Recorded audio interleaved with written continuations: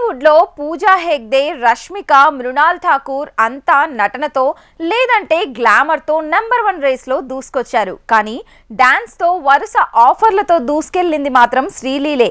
ఎవరికి దక్కని అదృష్టం తనకి దక్కింది. అంతవరకు బానే ఉంది కానీ గుంటూరు కారం పంచ్ తో ఇప్పుడు అన్ని కామెంట్లు తన వైపు పెరిగిపోయాయి.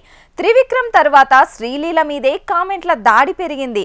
తన దురదృష్టం మహేష్ కి పాకింది అనేంతగా సీన్ మారిపోయింది. ధమాకా మూవీ ఓ మాదిరిగా ఆడింది. రవితేజ ఈజ్ శ్రీలీల డాన్స్ మొత్తంగా ఓ మాదిరి స్క్రిప్ట్ వర్క్ తో ఎలాగోలా గట్టెక్కింది ధమాకా మూవీ అన్నారు. తర్వాత భగవంత్ కేసరి కూడా హిట్ అయిన బాలయ్య పర్ఫార్మెన్స్, అనిల్ రావిపూడి మేకింగ్ కొంత వర్కౌట్ అయిందన్నారు.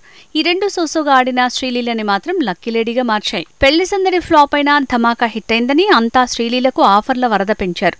కానీ ఏమైంది? భగవంత్ కేసరికి ముందు తర్వాత తన ఫ్లాప్ జర్నీ కంటిన్యూ అయింది. గుంటూరు కారానికి తన ఐరన్ లెగ్గే శాపమైందనే కామెంట్ పెరిగింది. ఇక శ్రీలీల ఫ్లాప్ల లిస్ట్ చూస్తే రామ్ కెరీర్ లో స్కంద బిగ్గెస్ట్ డిజాస్టర్.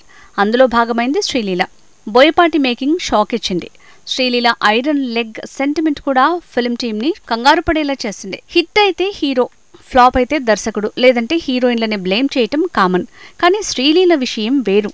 తన కెరీర్లో ధమాకా, భగవంత్ కేసరి యావరేజ్ హిట్లే తప్ప బ్లాక్ బస్టర్లు కావంటారు. అలా చూస్తే తన కెరీర్లో ఎక్కువ శాతం ఫ్లాప్లే ఫేస్ చేసింది. కాబట్టి ఐరన్ లెగ్గా మారింది. ఆదికేశవ, ఎక్స్ట్రా, స్కంద ఇలా వరుస ఫ్లాప్ల మధ్య భగవంత్ కేసరి యావరేజ్గా ఆడటంతో బాలయ్య చరిష్మాతో శ్రీలీల గట్టెక్కింది. అందుకే తన బ్యాడ్ లక్ గుంటూరు కారం మూవీని ముంచేస్తుందా అన్న డౌట్లు కూడా వచ్చాయి. చివరికి అనుకున్నదే అయింది. గుంటూరు కారంలో ఘాటు తగ్గడానికి 2 ఐరన్ లెగ్లు కారణమంటున్నారు.